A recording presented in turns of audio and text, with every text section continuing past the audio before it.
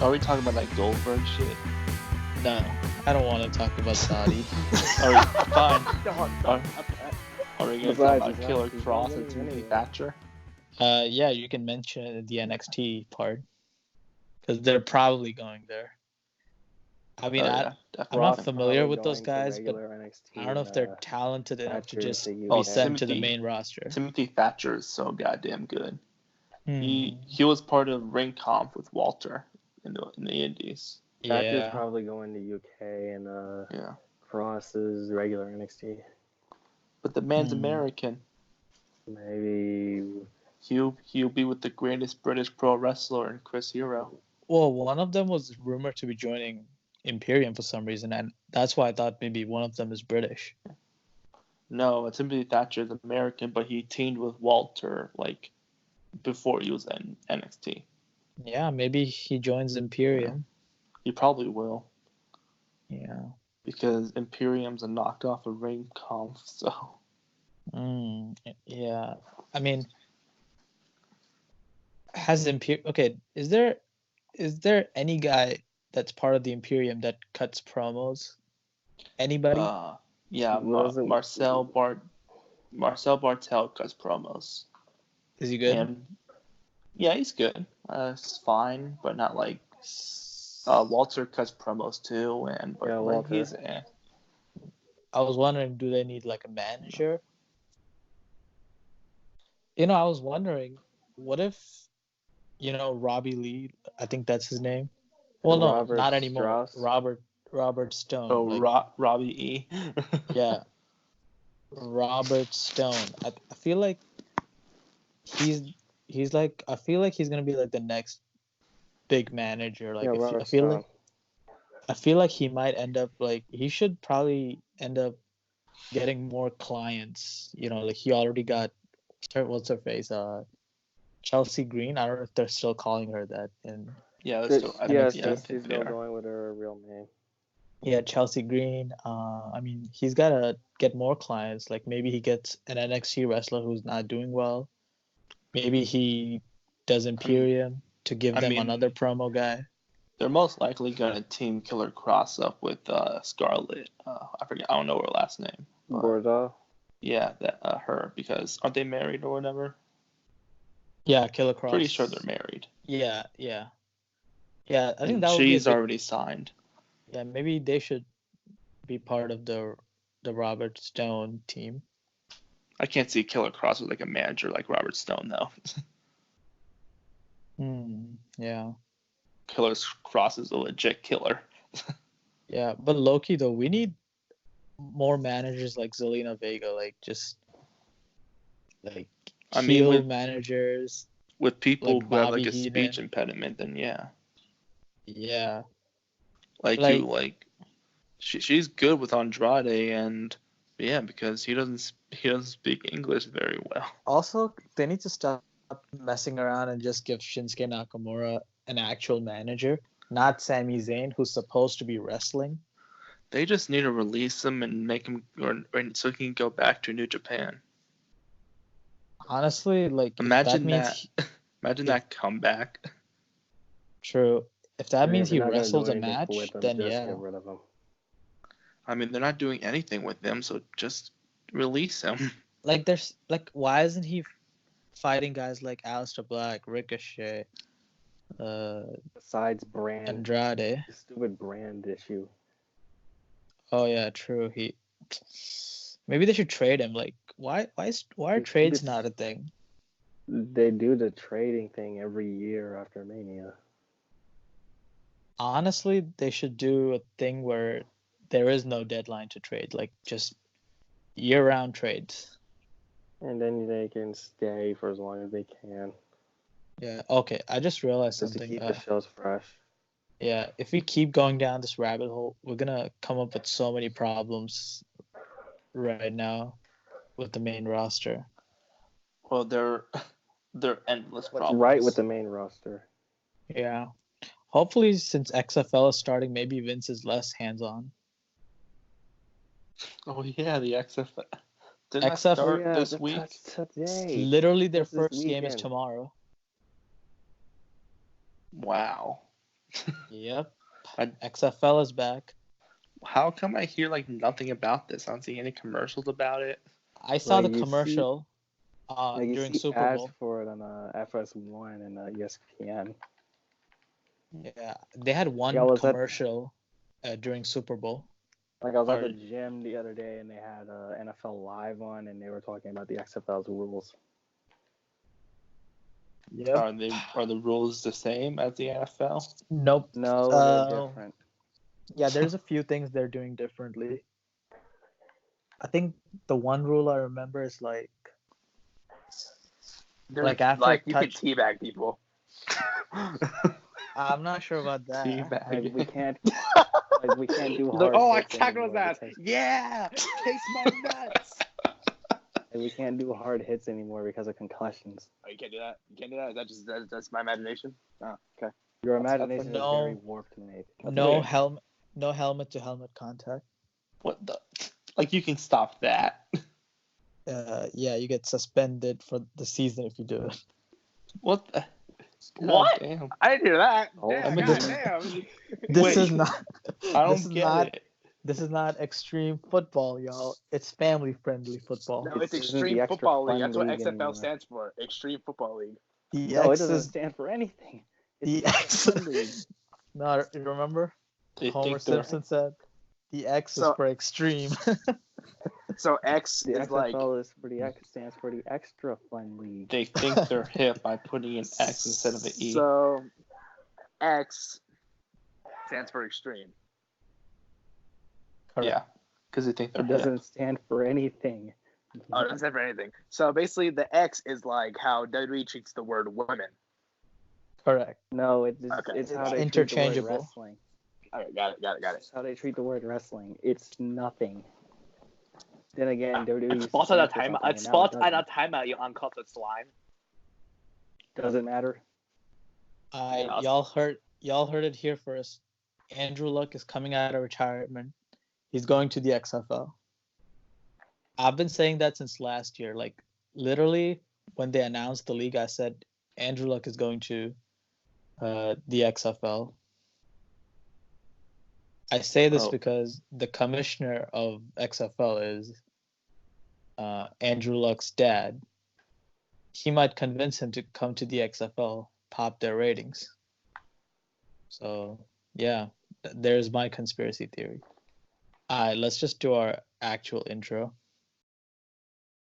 Ladies and gentlemen, welcome to W.M.S.T. Podcast, episode number 55.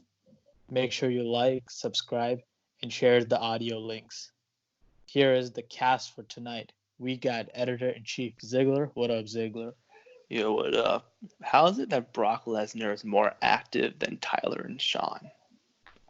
It's 2020 is a weird year, man. It's a weird year. They haven't even been on the show in 2020, and Brock has been there every week. I don't even know what to say to that. I am as confused as you. And we got the Black Orange Cassidy, Cam. What up, Cam? My name is Cam, and I don't like the winter. True, same. We didn't ask for your opinion on winter. Well, too bad, because winter's trash. All right. And we got the best screenwriter in the world, Izzy. What up, Izzy? The Black Orange Cassidy. The fuck? He wanted that. Hello, I'm Izzy. Yeah, what the fuck is that? And also, Ziggler. I love you for that Tyler joke. We gonna need Tyler to get on here because he hasn't been here in a whole year. Honestly, like, goddamn, bro, how much time do you need? True. You work at Dave and Buster's. You can't be that busy. He's too busy not fucking his girlfriend.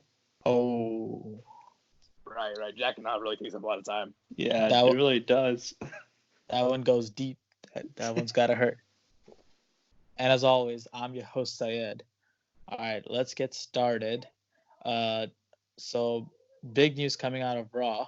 Brock Lesnar shows up for work again, like Ziggler just mentioned, attacks Ricochet because Ricochet is now the number one contender to the WWE Championship, and it looks like this was the match maybe we could have gotten at Royal Rumble, but the plans changed, and whatever happened at the Rumble happened, and now we're getting Ricochet versus Brock Lesnar at the show that whose name will not be mentioned. I just want to talk about this matchup real quick. This is a pretty interesting matchup. Obviously, Brock Lesnar has worked well with smaller guys. Like he's worked so great with AJ, Finn, Daniel Bryan.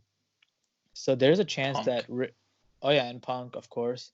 There's a chance that this match could end up actually being better than we expect. Maybe, I mean, nobody expects Ricochet to win, obviously, but I think maybe a 10-15 minute hope spot.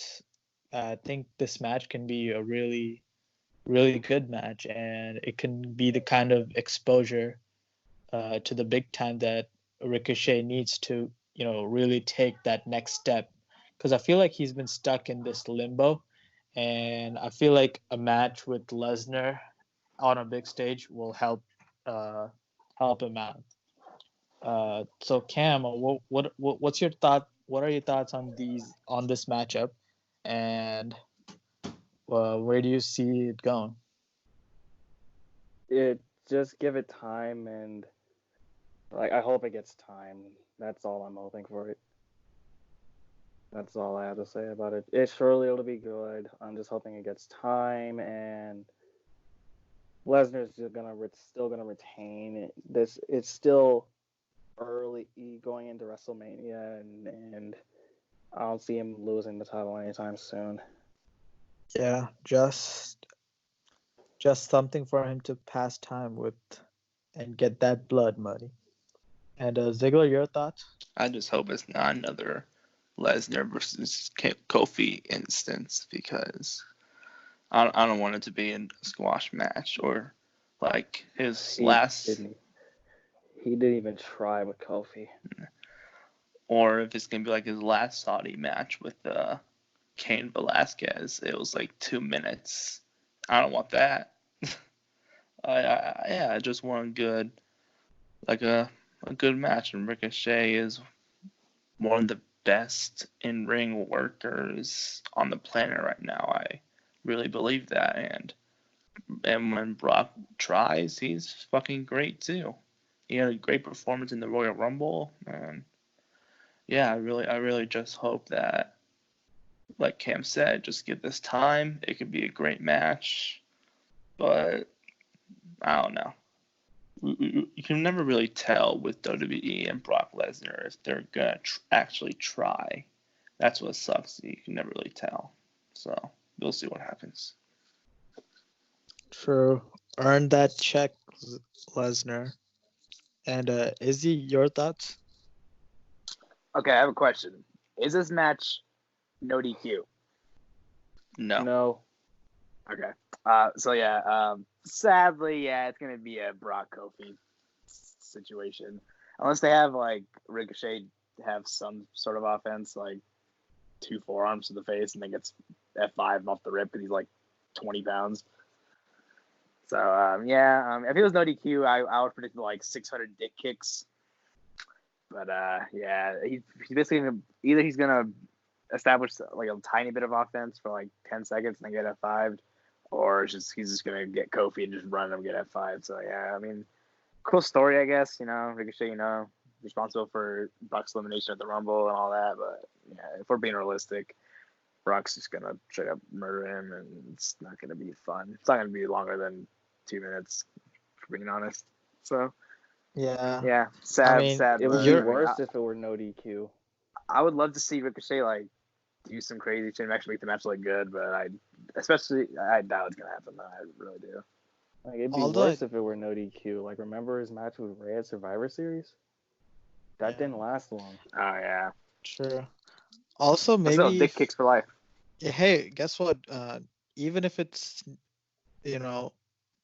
if it's not no DQ, he can still take him to Dick Kick City. Just the referee doesn't have to, look. It's happened before. I think that happened in the Daniel Bryan versus Brock Lesnar match at Survivor Series. Rollins. I think one of the Rollins matches. Hey, you know what? If he takes Brock to Dick Kick City, maybe he can go beyond a couple of minutes, but he'll eventually lose. Hey, it's a great offensive move to kick him in the dick because he just goes down, but yeah, he used to go down because of steel stairs. Yeah. Brock's like, I don't want kids anymore. Just keep kicking it.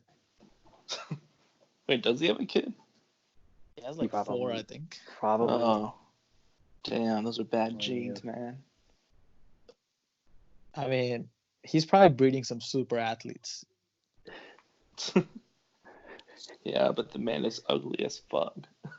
True. He looks like a Lego brick. A Lego I mean, Sable in her prime was kind of like, kind of hot, but now she probably looks like a fucking monster. Yeah. All that plastic surgery and shit. Well. Yeah. Sad hours. She's aged weirdly well. Oh, she did. I haven't looked at her in a while. Yeah. I think she had nice tits in like years ago. Were they fake? Titties! What? Hold on, what is that? Were her tits fake? I don't know. Yeah. No, I just know they were nice. No, I mean, yeah, me too. In the background. What the fuck are you talking about, Cam? Like, I was hearing something in the background. Like, what is that?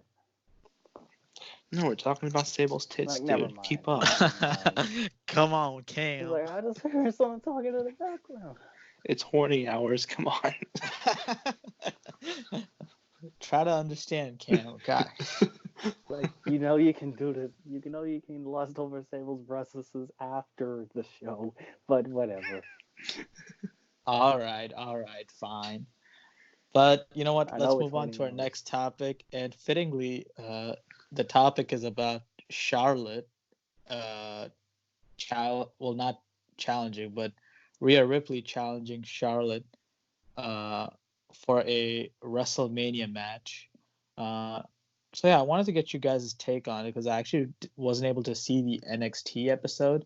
I saw part of the segment on Twitter, but it's pretty interesting that Charlotte is down in NXT. Maybe she'll end up being there every week leading to WrestleMania because I feel like this might end up being the match going forward. And it's sad how badly the main roster has been booked. The two champions, it's literally Becky and Bayley. Like, talk about uninspiring. Like, imagine if Charlotte just picks Bayley or Becky. Like, we've seen that matchup all last year 1,000 times. Like, I'm pretty sure they've wrestled 1,000 times combined. Like, it's not a fresh WrestleMania matchup. The story is not gonna be great. The Becky Charlotte story has been ran through like crazy. Bayley's just not interesting, and plus she's a heel. I feel like Charlotte is a heel too. It wouldn't work. Plus, we've already seen that match at WrestleMania 35, I believe. So 30. Which one? Is Bayley and Charlotte competing? Yeah, no, never mind. That was 33. Never mind. 33 was the 4-way. That's Sasha and Nia Jax. And Bayley. Yeah. Yep. So we've seen this match so many times. And especially Lynch and Flair because they've had a whole year-long feud about it. Exactly, and in the name of originality and and just not having the same matchup, they called up. Well, I don't think they called up Rhea Ripley, but I guess they had to just have Rhea Ripley challenge Charlotte, and she's a formidable opponent. Like, Rhea Ripley has been obviously gaining a lot of momentum down in NXT. She won the championship to a lot of fanfare. From what I saw on Raw, she seems like a solid promo, like a very relatable character. A lot of people like her look too. She's got an awesome look, so it's a great matchup. I'm excited for it. They've been pushing her hard since like October. When did she come down to American NXT? Ever since she came down to American NXT, October-ish. They've been pushing her hard as fuck. And even that Survivor Series being the sole survivor, been crazy. Yeah, I like that. Yeah, you know what? Now that I think about it, I'm so down with this idea. And seeing NXT title being defended at WrestleMania, that's pretty freaking cool, to be honest. It's kind of like, well, it's not 1-to-1, but it's kind of like if the Royal Rumble winner challenged the ECW champion back in like 2007 or 8.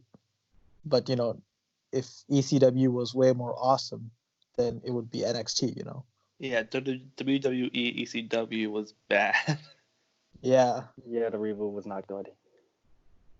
I mean, one of the one night stands were good when RVD won the WWE title. That was good. Yeah. So and then it fell off a cliff on the first episode. I guess ECW's dead corpse kind of just became NXT. That's what it basically became. NXT, the original incarnation of NXT, was the replacement for reboot ECW. Exactly. So it's kind of fitting now that 10 years later, we have the NXT championship, women's championship, being defended at WrestleMania. It's actually pretty awesome. 10 years later, it's the perfect full circle storytelling. And I think it's going to be a great matchup. So, yeah. And Ziggler, your thoughts on this matchup and the segments leading the two segments that happened? Yeah. Like you said, it's going to be a great matchup. They've been pushing Rhea Ripley very hard for the past few months, and I believe this may be the reason why is she's facing Charlotte, and Charlotte is probably their top female star. I mean, you can say Becky is, besides Lynch. Yeah, I mean, Charlotte's you can see the best in-ring woman on the roster. Yeah, and she has like the most title wins. She has like 75 title wins. So yeah, they were definitely pushing Rhea big time, making her look like a dominant force to eventually face Charlotte. But that segment on NXT was fun. Bianca Belair made it really funny, and it was great to see the thing when Rhea said we are NXT, and just Rhea and Bianca just killed Charlotte. That was fun. That was a good NXT moment. You don't even go here. Yeah. But yeah, I'm looking forward to that match because it's new and original, and I don't want to see a Bayley or Becky rematch at Mania. So yeah. Yeah, it's so true. And like Charlotte has done so much on the main roster. There's this very radical idea that I want to talk about, but I want to get to everybody else, but then we're going to discuss this idea. So Cam, what were your thoughts on this matchup happening at WrestleMania potentially? It's something new. It's a change of pace for both Flair and Ripley. It gets NXT onto WrestleMania. It's kind of it's a win-win situation, but if Flair does lose this match, please give her time off. Her and Lynch, they need time away because they've become oversaturated in a way. Yeah, true. I feel like a time away from the spotlight is definitely needed for those two, to be honest. Because you can't just build your division around the four horsemen. You need more rivalries. more superstars that are gonna carry the women's division. Like It's really these thin. are fine. They're Yeah. fine. They're some of the best in the world. It's just where's the variety?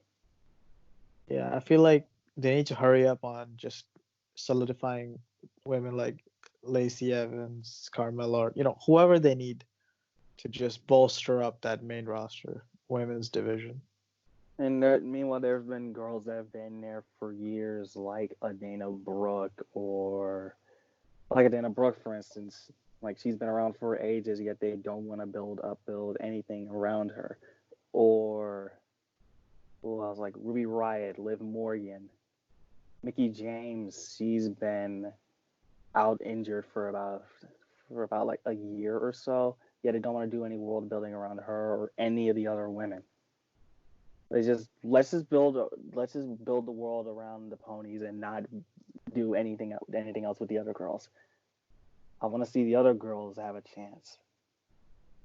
That's not so hard or bad. True. And Izzy, your thoughts? All right, boys. When Charlotte first came into NXT, I guess I should say, I loved her. Like, she was my favorite. And so like when she got called up like with Sasha and Becky, right? They were called together. I was like, hey, Yeah. I like Charlotte. Charlotte's cool. And so my favorites in order at the time were Charlotte, then Becky, then Sasha. Now it's Sasha, Becky, then Charlotte. I don't like Charlotte anymore because she just fucking wins all the time, bro, and it's kind of boring. Like, just watching someone win this much and just dominate, and it's not even fun. Like, honestly, when Brock Lesnar first came back and was doing it, I thought it was kind of funny, but now I don't think it's that funny. But Charlotte doing it's been annoying. Like, when she won the Women's Rumble, I was like, really, you really have nothing else to do but have her win? Like, what do you guys do? I started not liking her when she beat Asuka at Mania. Yeah, I hated her. That's around the time, yeah, me too. Yeah. When she won the title 2 weeks before Mania. So you're just bro, like, what are we doing here? And so I was kind of annoyed. And what's it called? So I hope that this match, if it happens, like it's gonna be good for the division because you're not gonna have Charlotte. Ever since they've called it, it's been Charlotte, Sasha, Becky, Bayley, right? Like, dominated the scene. Like, it's fun to see Charlotte face someone new. Becky's facing Asuka, right? Probably. Like, if that's next week is when at she's Mania? facing her. They're facing next week. No, Becky is probably gonna face Shayna at Mania. Yeah, Shayna. Okay. That's not bad then. I guess that works out. And Bayley, who gives a fuck about Bayley's match? Naomi. I need. Bro, okay, I'll be okay with Naomi beating Bayley. Bayley needs to lose. That's definitely still needs to happen. Dude, Bayley is so goddamn boring. I'm sorry, but it's true. I used to like Bayley at first. Like, she was me too. First, NXT. Cool. Yeah, she was bomb cool NXT. Yeah, I remember she had that match with, I think it was Sasha at Brooklyn. I think it was. That was great. That match was amazing. Yeah, so Bayley used to be fucking dope. But ever since she got that heel turn was so corny, bro. Like, it was cool at first, but it was. Sure. Dude, her whole every single. I know this turning into whole Bayley main slander. Roster run was awful. Yeah, but every single Bayley segment, I just fall asleep, man. It's so boring. Oh my god, dude, she's awful on the mic. Even as a face, she was awful. The women's division is just like, right now. Yeah, there's also Alexa Bliss. I forgot about her. She was big at one point, but she's kind of she's thank goodness doing nothing now. She's taking a backseat. Yeah. Okay. So I'm kind of glad Charlotte is going down for Mania. To NXT. So I'm kind of glad that match is going down. Hold on, let me correct you. You mean going up to NXT? For the NXT Championship, right? That's what we're calling now. Superior brand. Dude, NXT is by far the superior brand. That's very true, very true. All right. So here's That's just Here's my a opinion. I'm glad she's going to NXT for it, and hopefully we get. I hope Charlotte loses though. Really don't hope she loses. true. Please I hope lose. she loses. All right. So here's a radical idea. All right. So as y'all know, Charlotte is a 10 times women's champion. She's won the Royal Rumble. She's main event at WrestleMania. She's done so much already. Like if she retires today, she can be in the Hall of Fame tomorrow. So, and how many times is she gonna keep winning the women's championship? Like they're gonna have to innovate and like write new storylines for her, like do something. But every week with Charlotte, it's the same thing over and over again. Like nothing changes with her. But she's, in my opinion, boring. It's been boring since 2016. True. And the thing is, she's way too talented to be wasted like that. I feel like she's a real asset to the company. Now, here's the idea, all right? I don't know what WWE's stand is on intergender wrestling, but Oh God. I feel like was that end of days.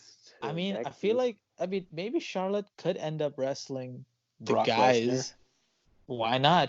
Brock Lesnar versus Charlotte. She would get decimated, but why not? But like a more realistic matchup would be like Seth Rollins versus Charlotte. Oh my God. That'd be basically funny. do what Impact was doing with Tessa Blanchard. With Tessa Blanchard, exactly. Okay. But, Let's not have Charlotte win a men's title. Like exactly. We're not gonna do that. I wouldn't push it that far, but maybe a special attraction matchup, like Charlotte faces, I don't know, like I guess like Seth Rollins or something. Weren't they gonna do that with Nia Jax and Dean Ambrose last year? Then they scrapped it. Yeah, scrapped it. Yeah. I don't know. Like, what do you guys think about that? Like, Loki, let me know. What do you guys think about that? I mean, I guess it's new and fresh, but it's the feminists are gonna have a field day with WWE. Yeah, people are gonna pitch a fit over it. Honestly, this is equality. She gets to punch the guy, and the guy gets to punch her. There you go. But people are gonna take it out of context. The thing a lot of people don't get that it's not real. You don't take it seriously. Right. Also, the guy is not really punching her. Also, it's not like I'm not saying anything negative about wrestling, but it's not like aggressive violence. Like, it's like a ballet. Like, it's spot after spot. It's a lot of athleticism is involved, a lot of coordination. So, we can end up seeing some really cool matchups between Charlotte and probably some of the lighter weight, because like I can't see her going up against Braun or Lesnar. She's gonna get decimated. Oh my God, Braun. That's easy work, but gonna die. But I'm just like, in this day and age, we live in a world full of pussies and sensitive people. True. So I don't think we're gonna get that. Not. Because people like to bitch about it. But no, it's okay if Batman punches Harley Quinn. But this is different. That's not really different. It's not different at all. Honestly, nobody. Harley Quinn, I'm dead. No person. The vast majority of the women that are in the company right now have done intergender wrestling. Yeah. Candice LeRae was one of the best. Mia Yim, Candice. True, exactly. Like those, like the women you literally just mentioned, they've been making their name with intergender wrestling, and it can be like a fun little diversion, but Candice LeRae literally became an overnight sensation over that intergender tag team with the Young Bucks. Exactly. So maybe it can work for some women that are like Charlotte Flair, I don't know. Was it Young Bucks? Yeah, I think it was the Young Bucks. Yeah. It was Bucks. PWG 11. Yeah. That guerrilla warfare match is still awesome. But yeah, I don't see it happening because WWE don't like to take that. Doesn't like to take risks. Sponsors and everything and money, and they don't want to make her the next China. Yeah. Yeah, you're right. The sponsors are gonna be a big obstacle, but wait a minute,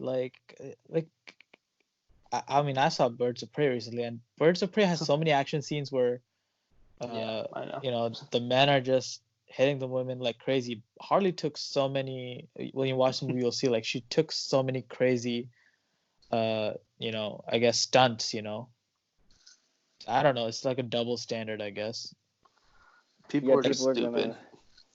Yeah, television, people are I guess. still cry about it and just say, "Oh, it's wrestling," Like, but it's they not friggin' real. Everybody likes to pull the wrestling isn't real card, and this is a very big example of it.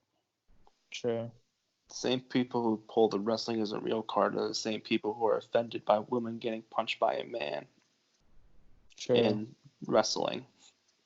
Exactly. I mean, I think it's ridiculous because that's why we can't have nice things.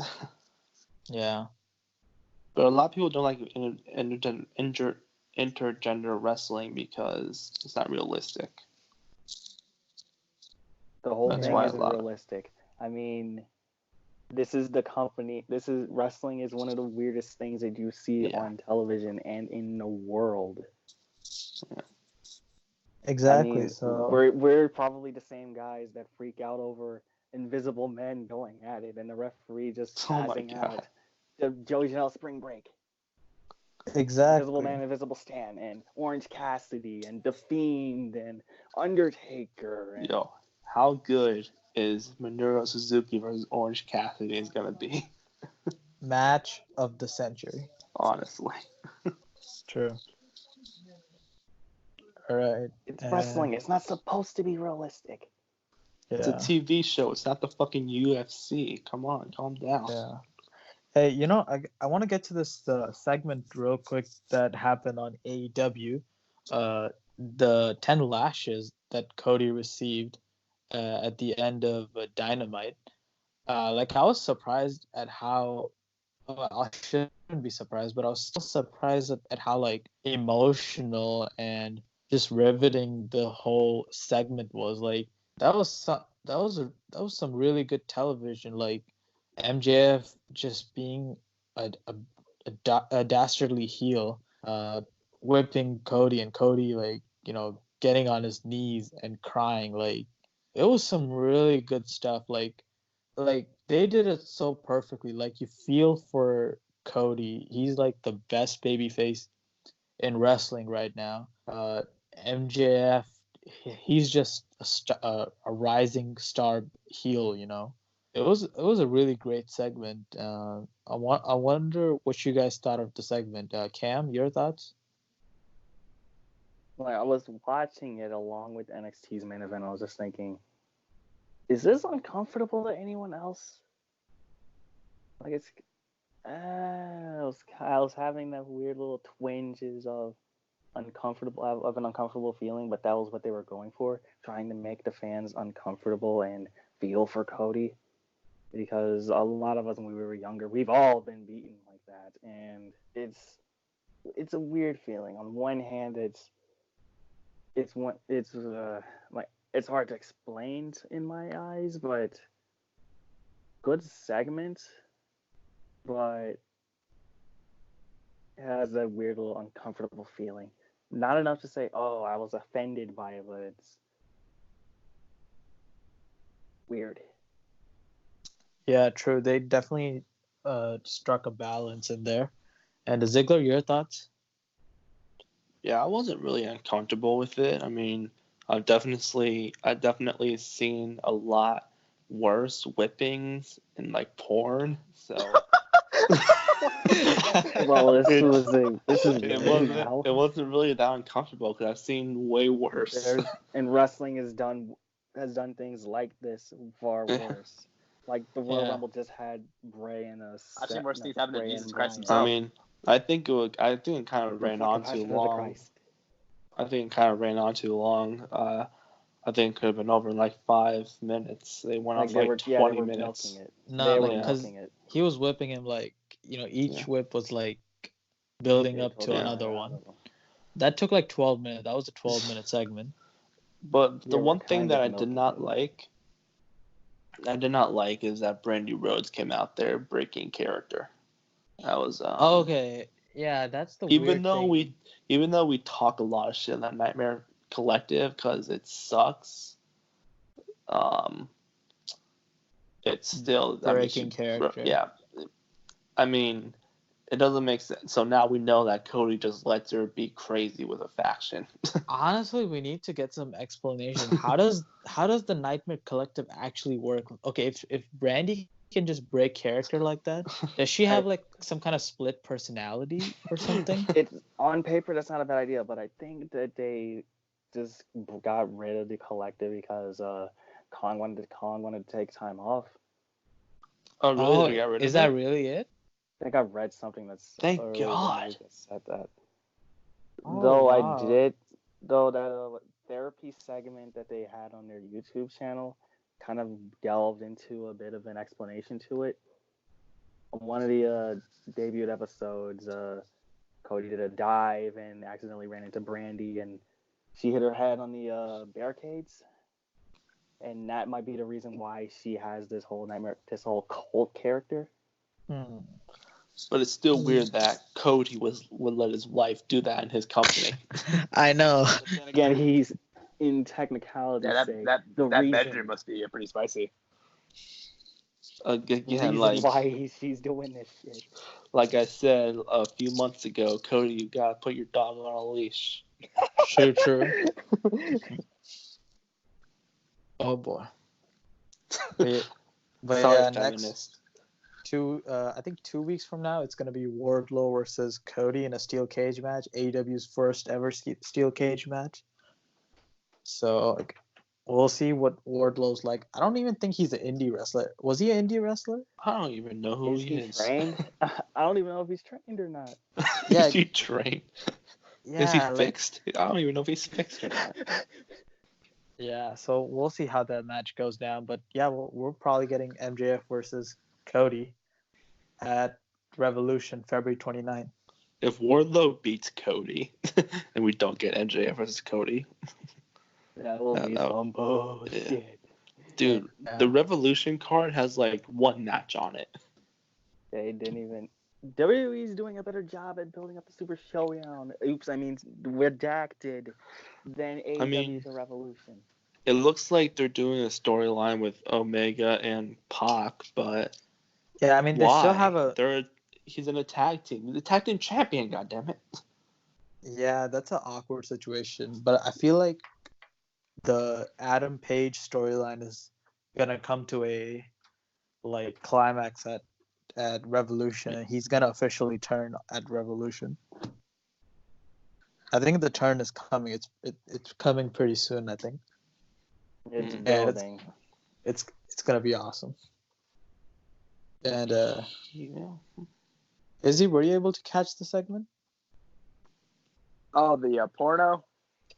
Some of it, you know. I caught like the whipping. I saw highlights. I didn't watch it live.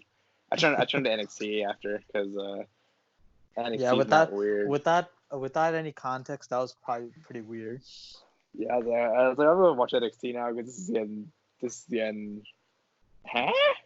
So yeah, you know. It's classic heel heat. Just classic hardcore punishment porn. Like, what am I watching? Yeah, true. It's definitely weird. Definitely weird. That's all I gotta say. It's definitely weird. NXT superior brand. Sure. Hey everyone, hope you enjoyed that video and make sure to like, share, and subscribe. And click on the channel to check out some more awesome videos like our movie and wrestling debates and our interviews with people like the Wrestling Classic and Jordan Jomo from the IGWC. And we are definitely looking into delivering you all some more content in the near future, so definitely be on the lookout for that. And thank you for your support.